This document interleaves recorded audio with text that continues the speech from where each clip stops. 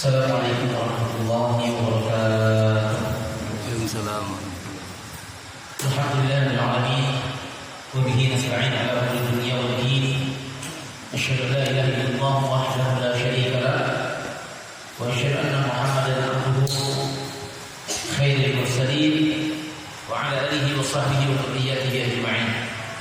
Bapak-bapak, ibu-ibu, para hadirin jemaah sekalian yang mudah-mudahan dimuliakan Allah.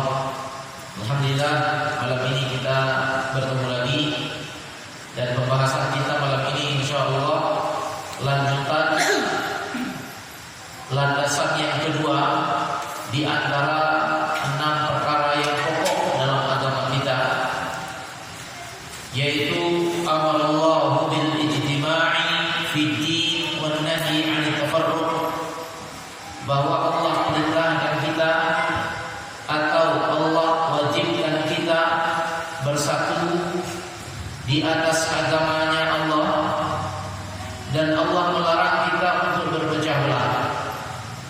Inilah landasan yang kedua di antara 6 pokok perkara dalam agama kita. Kelanjutan pembahasannya atau penjelasannya bahwa fayajibu an najtami'a fi 'irdi ikhtilafina 'ala kitabillah fi masail al-fiqh idza ikhtalafna fi shay'in nu'riduhu 'ala al-adillah faman shahida lahu dalil sirna ma'ah wa man akhta'a ad-dalil fa innana la na'khudhu bil khata'. Maka wajib bagi kita semua untuk bersatu atau menyatukan perselisihan kita di atas kitabullah, walaupun dalam permasalahan fikih. Ya, kita tahu kan fikih itu banyak cabang. Bahkan dalam permasalahan fikih pun kita wajib mengembalikan kepada kitabullah dan kepada sunnati Rasulullah sallallahu alaihi wasallam. Oleh karena itu Imam Syafi'i, Imam Maliki, Imam Hanafi, Imam Hambali, mereka sepakat mengatakan idza shahhal haditsu fa huwa madhhabi. Apabila ada mazhab yang sahih, apabila ada hadis yang sahih, maka itulah pendapat kami, maka itulah pendapatku, kata Imam Syafi'i dan imam yang lainnya. Maka faman syahida lahu dalil sirna ma'ah, barang siapa yang kuat dalil sahihnya, maka kita berjalan di atas pendapat yang itu. Wa man akhta'a dalil, adapun orang yang tersalah di dalam dalilnya, fa innana la na'khudhu bil khata'i, maka kita tidak mengambil dalil yang salah. Kita tidak mengambil pendapat yang keliru. Makanya ya, dalam ketika ada yang bertanya, Pak Ustaz, bolehkah kita bermadhab dalam agama? Maka jawabannya boleh, tidak masalah. Cuma ya, haram bagi kita fanatis terhadap madhab. Bermadhab itu boleh, tapi fanatik terhadap madhab, pokoknya inilah yang benar, tidak boleh. Kenapa? Karena setiap madhab itu berjalan di atas dalil. Maka kita mengambil dalil yang terkuat, dalil yang sahih. Inna Allah jalla wa ala lam yatrukna nakhtalif wa natafarraq bihuni an yad'a lana mizanan yubayyana lana as-sahih min al-khata'. Allah tidak meninggalkan kita dalam keadaan bingung. Allah tidak meninggalkan kita dalam keadaan bingung, sehingga Allah Subhanahu wa taala memberikan kepada kita timbangan, yang dengan timbangan tersebut kita bisa menilai mana yang sahih dan mana yang khata', mana yang benar dan mana yang salah. Bal wada'a lana al-Qur'ana wa sunnah. Bahkan Allah Subhanahu wa taala ya mewajibkan kepada kita untuk menjadikan Al-Qur'an dan sunnah sebagai pedoman, sebagaimana yang terdapat di dalam surah An-Nisa ayat 59. Farudduhu ilallahi wa rasul. Kembalikan segala bentuk perselisihan kepada Allah, kepada Al-Qur'an dan kepada Rasul, kepada hadis. Jadi jelas ya. Kemudian di dalam hadis Nabi sallallahu alaihi wasallam, hadis yang dikeluarkan oleh Imam Malik dalam kitabnya yang sangat terkenal, yaitu di dalam kitab Al-Muwatta, kitab hadis. Rasulullah sallallahu alaihi wasallam bersabda, "Inni tarikun fikum ma in tamassaktum bihi lan tadillu ba'di." Rasulullah bersabda, saya tinggalkan kepada kalian suatu pedoman yang apabila kalian berpegang teguh dengan pedoman tersebut, maka tidak akan pernah tersesat, yaitu apa? Al-Quran dan Sunnah Rasulullah sallallahu alaihi wasallam. Faka'anna Rasul mawjudun bainana wa biwujudi sunnah mudawwanah musahhahah mudhihah. Maka sekarang kita ini seakan-akan Rasulullah itu ada dalam kehidupan kita.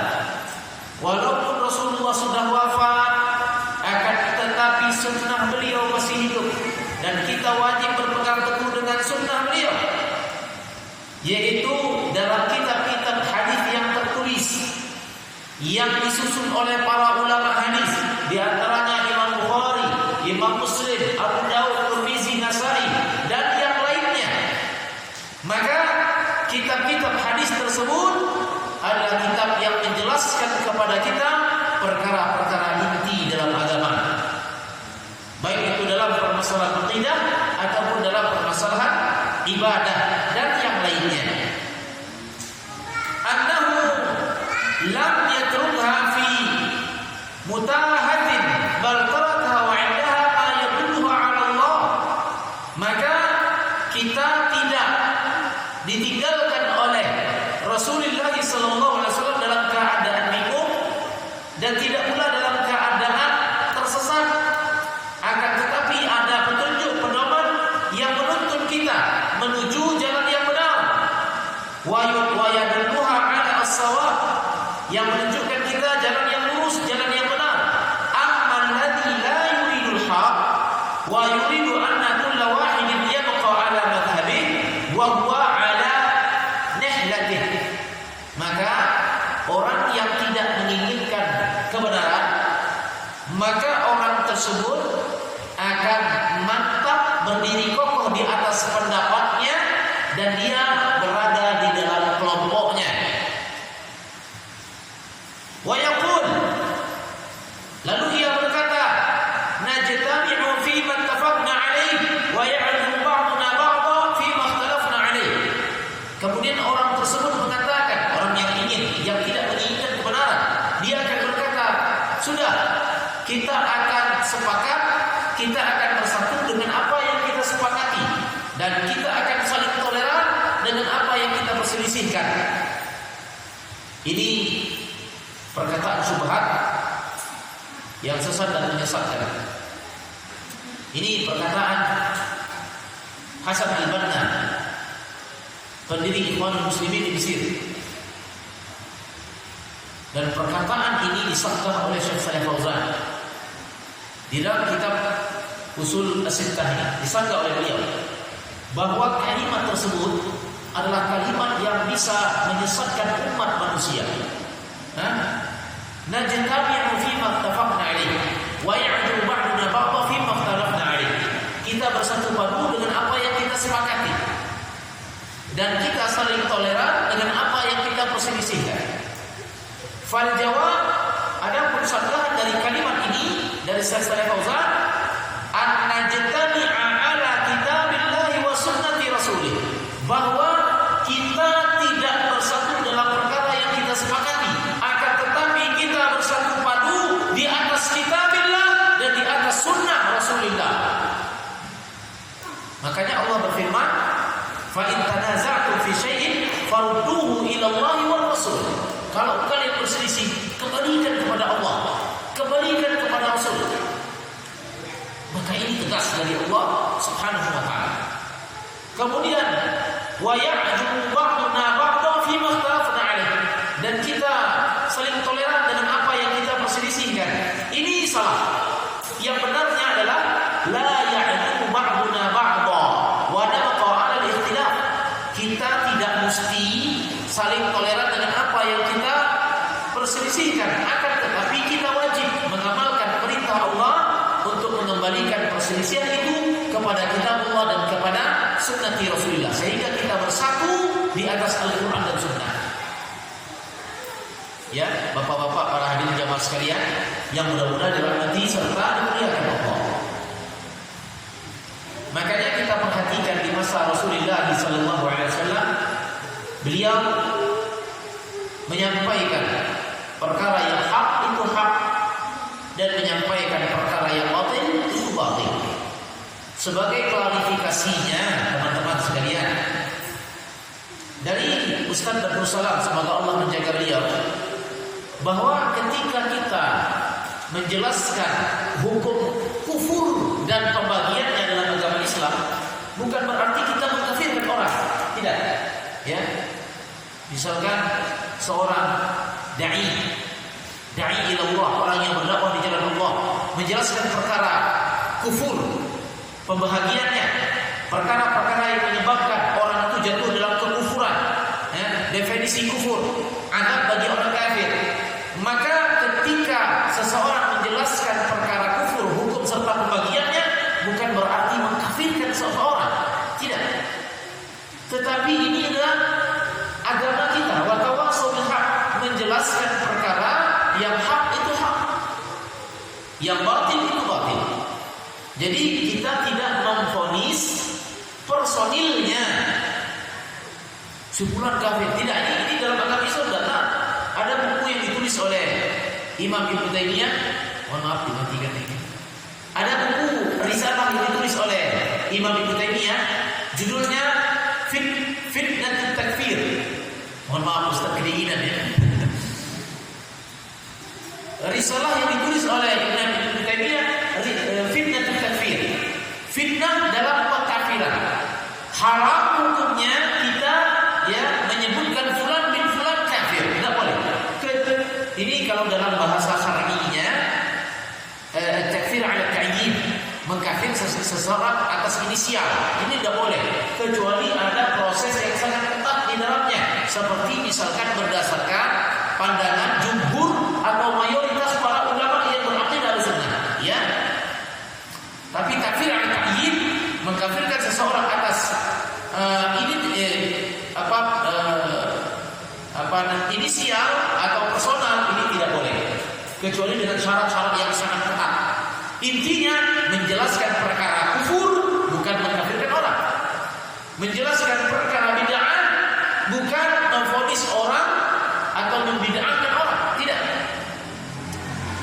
Sebenarnya materi-materi itu adalah keluar dari lisan Nabi SAW. Kalau kita perhatikan misalkan hadis-hadis tentang bid'ah itu dari Nabi, hadisnya sahih. Banyak sekali ya, wa iyyakum muhdatsatul umur fa inna kulla muhdatsatin bid'ah wa kulla bid'atin dhalalah wa kulla dhalalatin finnar. Hendaklah kalian menjauhkan perkara-perkara yang baru, setiap perkara yang baru dalam agama disebut bid'ah, setiap yang bid'ah masuk neraka. Nah, itu sebenarnya adalah penjelasan syariat. Jangan pula kita, mohon maaf, jangan pula kita alergi terhadap penjelasan bid'ah. Ini tidak boleh, karena penjelasan bid'ah dari Rasulullah sallallahu alaihi wasallam, dan kita tidak membid'ahkan inisial fulan bid'ah fulan tidak. Menyebutkan suatu perkara, suatu amalan itu bid'ah bukan berarti kita membid'ahkan orangnya, tidak ya.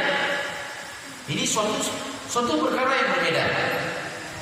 Maka ya, kita kembali kepada apa yang dikatakan oleh Syekh Shalih Fauzan, bahwa kita wajib bersatu padu di atas kitabullah, di atas sunnah Rasulullah. Dan kalau seandainya ada perselisihan, maka kita wajib mengembalikan perselisihan itu kepada Al-Quran dan sunnah Rasulullah SAW, sehingga kita bersatu di atas sunnah, sehingga kita bersatu di atas agama yang hak.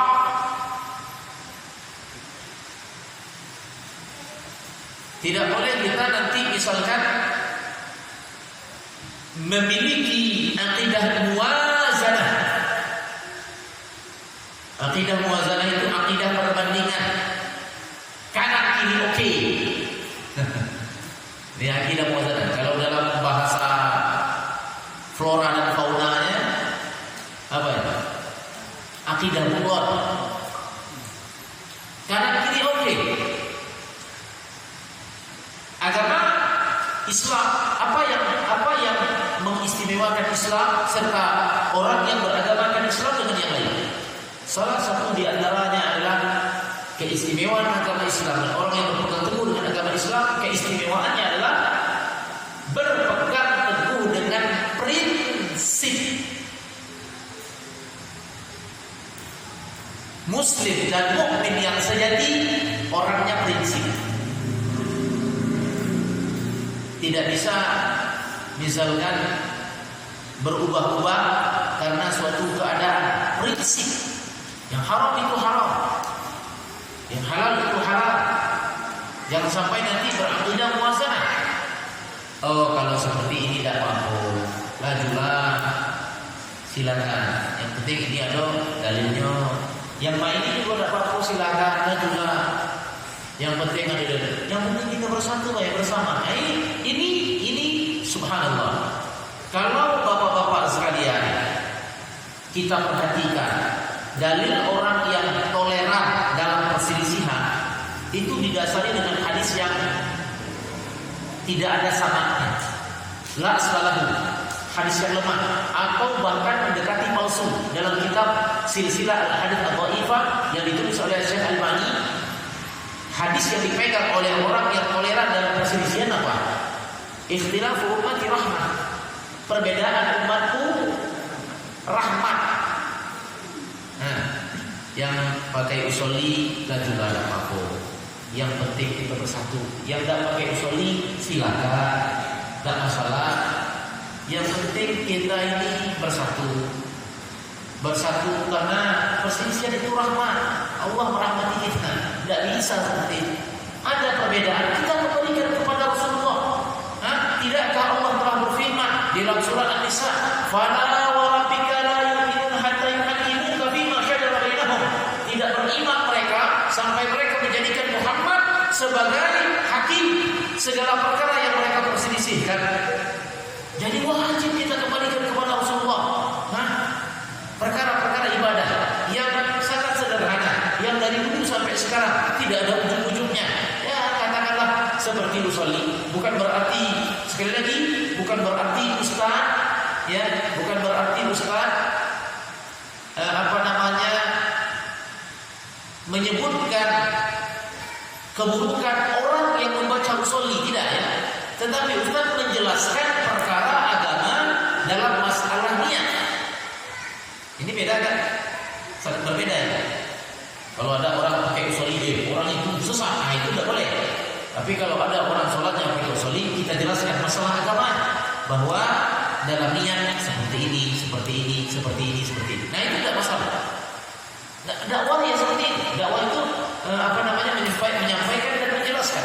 Maka ketika ada yang berselisih misalkan pakai usolli dan tidak pakai usolli, maka bagaimana sikap kita?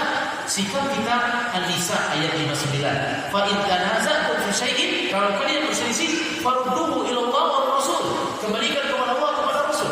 Lihat bagaimana Rasulullah ketika sholat, apakah beliau pakai usolli atau tidak pakai usolli? Kalau pakai usolli, apa dalil hadisnya yang sahih? Kalau tidak pakai usolli, apa dalilnya yang sahih? Sehingga apa? Kita bersatu di atas kebenaran. Ini dia. Harus kita bersatu, jangan sampai nanti kita berselisih. Ya. Jadi seperti itu. Maka bapak-bapak, para hadirin jemaah sekalian yang mudah-mudahan dirahmati serta dimuliakan Allah Subhanahu wa taala, Allah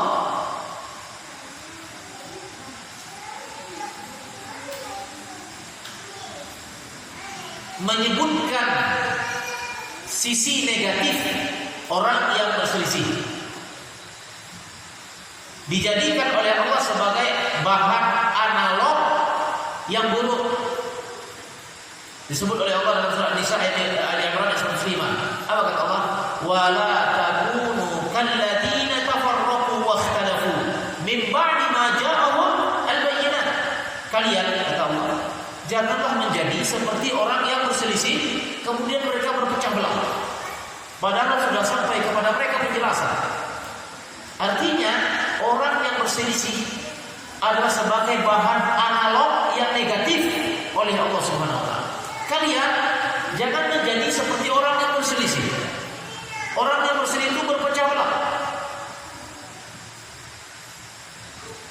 Maka bapak-bapak para hadirin jamaah sekalian, wajib kita bersatu padu di atas Al-Quran dan Sunnah.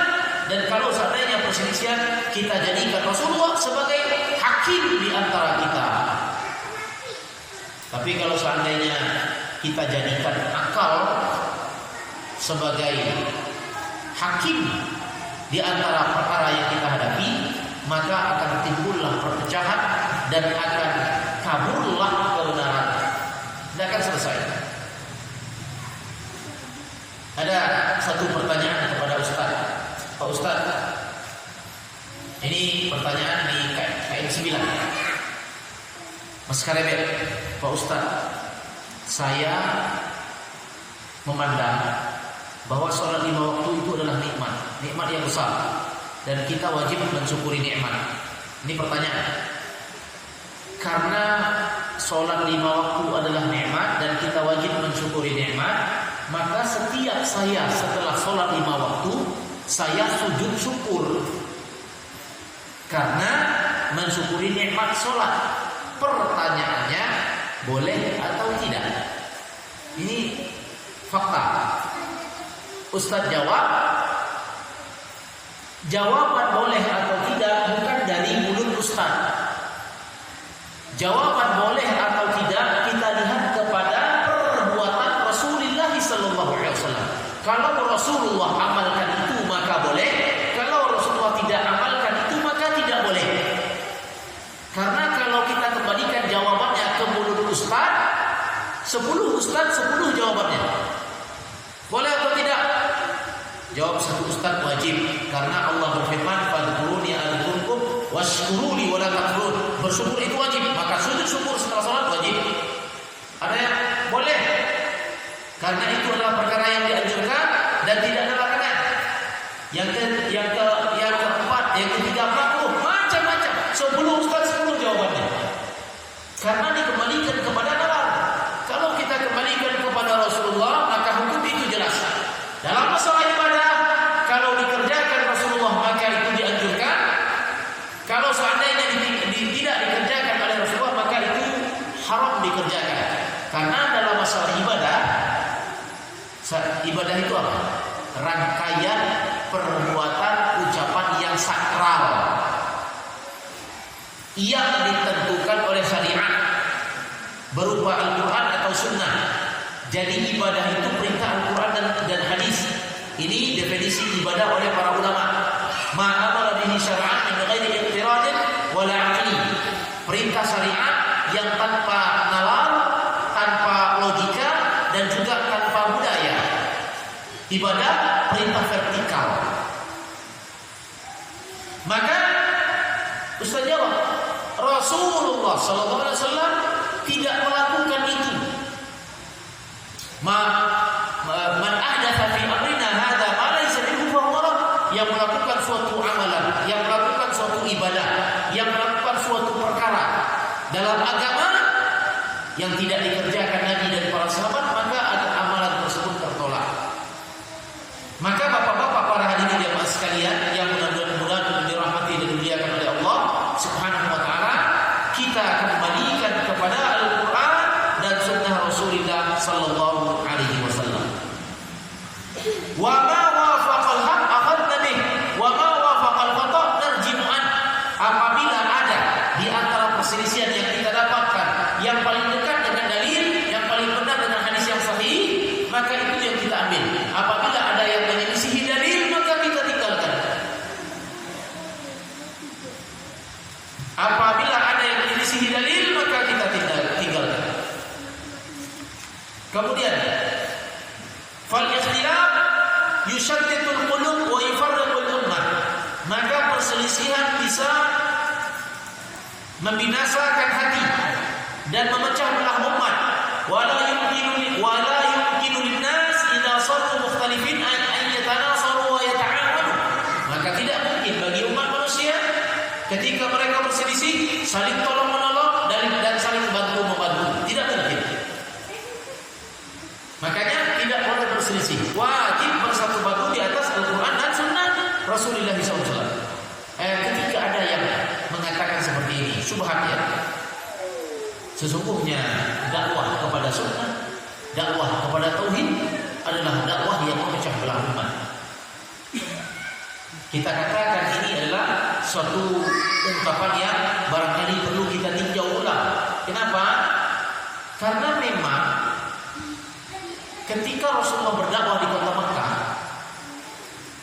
yang pada waktu itu orang-orang kafir bersatu padu di atas kekufuran, datang dakwah tauhid, datang dakwah sunnah dari Rasulullah, memang barisan orang-orang kafir berpecah belah. Memang seperti berpecah belah daripada kekufuran mereka, berpecah belah daripada perbuatan-perbuatan maksiat mereka. Akan tetapi dakwah tauhid dan dakwah sunnah Rasulullah mengajak bersatu padu untuk di atas Al-Quran dan Sunnah dan memecah belah barisan umat manusia yang berada di atas kekufuran dan kesyirikan. Termasuklah memecah belah barisan umat manusia yang berada di atas bid'ah dan mengajak bersatu padu di atas Al-Quran dan Sunnah Rasulullah. Nah, itulah seperti itulah faktanya. Kemudian bapak-bapak para hadirin jamaah sekalian, maka kalau tadi kita sudah dengar Al-Quran perintah untuk bersatu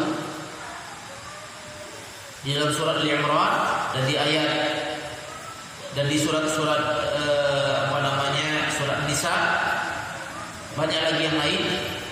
Surah Al-Imran ayat 103.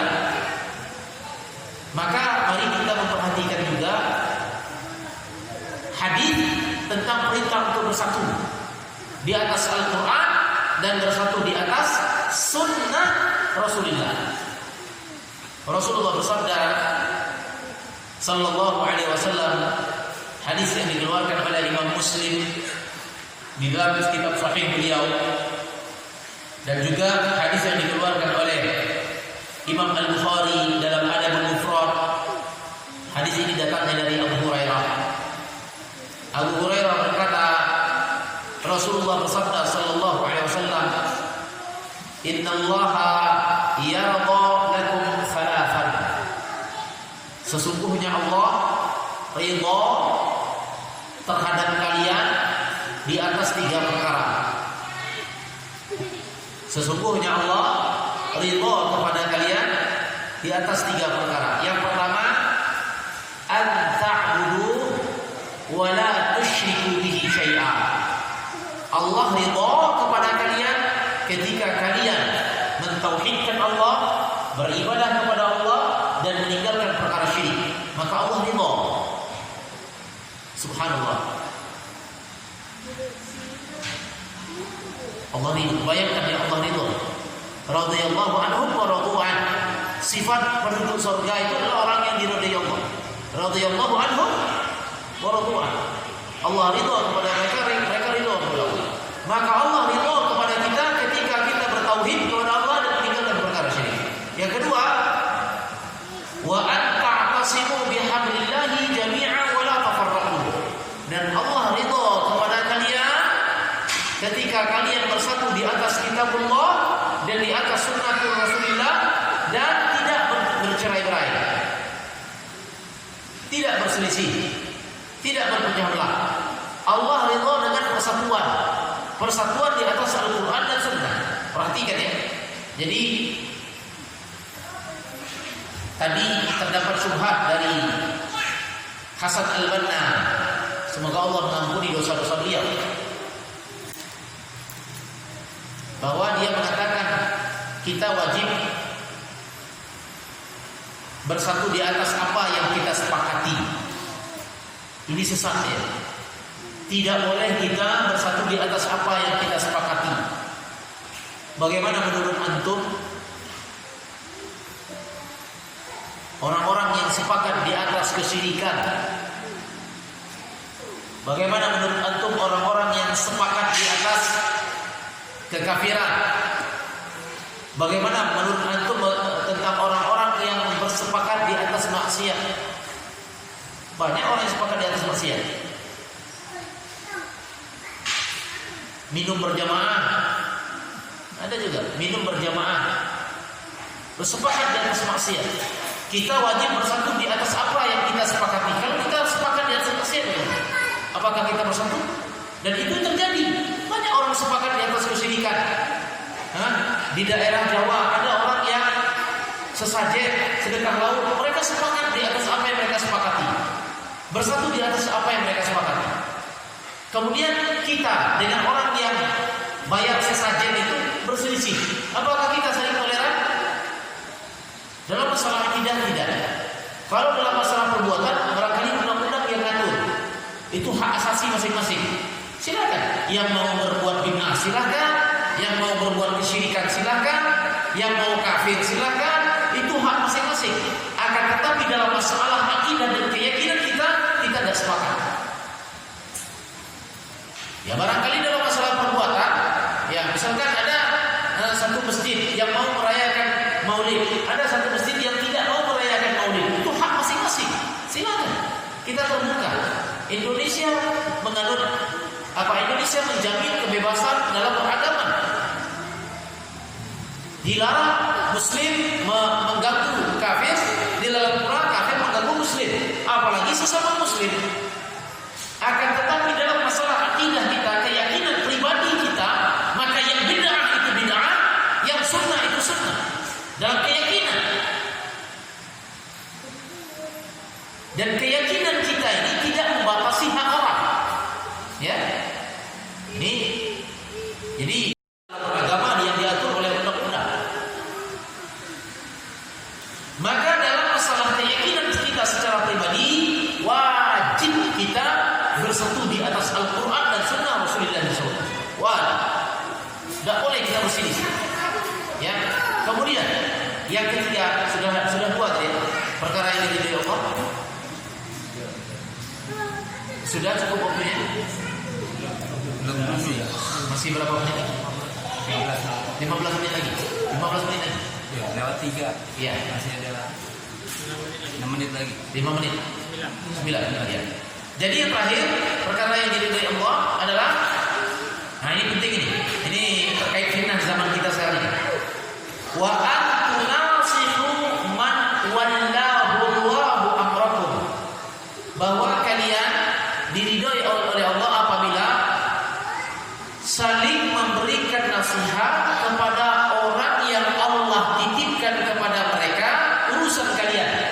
Maksudnya apa itu? Saling memberikan nasihat terhadap pemimpin.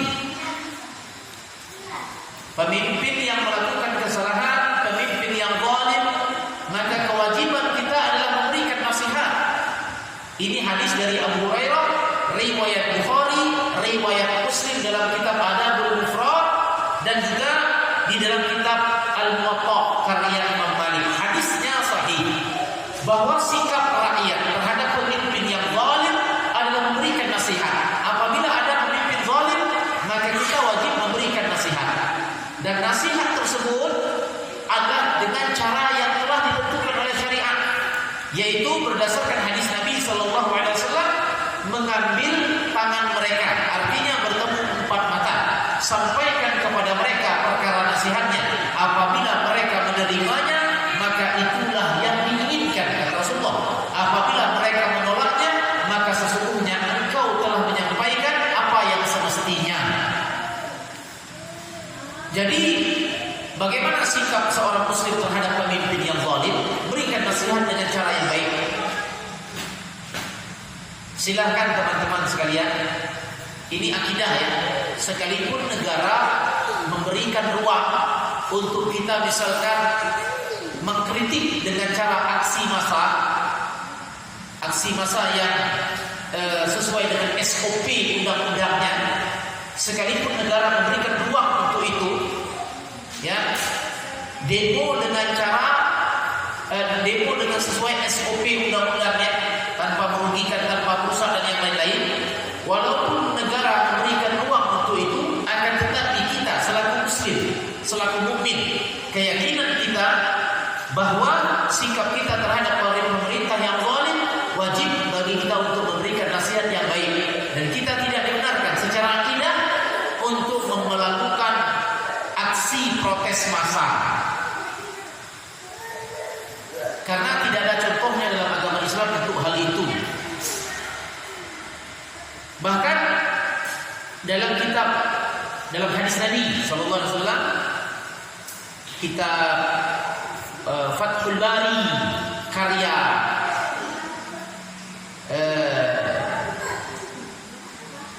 Ibnu Hajar Al-Asqalani, ulama hadis dari Mesir, bahwa Rasulullah sallallahu alaihi wasallam bersabda, "Isma' wa ati'." Dengarkan dan taati pemimpin yang zalim. Wa in ukhida wa in duriba zahruka wa ukhida maluka. Walaupun engkau dipukul dari belakang dan hartamu dirampas, maka tetaplah engkau mendengarkan dan mentaati. Kewajiban kita memberikan nasihat. Maka inilah perkara yang diridhoi oleh Allah Subhanahu wa ta'ala bagi kita semua. Dan di antara yang tiga tersebut adalah kita bersatu di atas Al-Quran dan bersatu di atas Sunnah Rasulullah sallallahu alaihi wasallam. Barangkali ini yang bisa kita sampaikan. InsyaAllah setelah sholat isya akan kita lanjutkan sedikit dan kita lanjutkan dengan tanya jawab. Aqulu qawli hadza fastaghfiru innahu huwal ghafurur rahim. Assalamualaikum warahmatullahi wabarakatuh.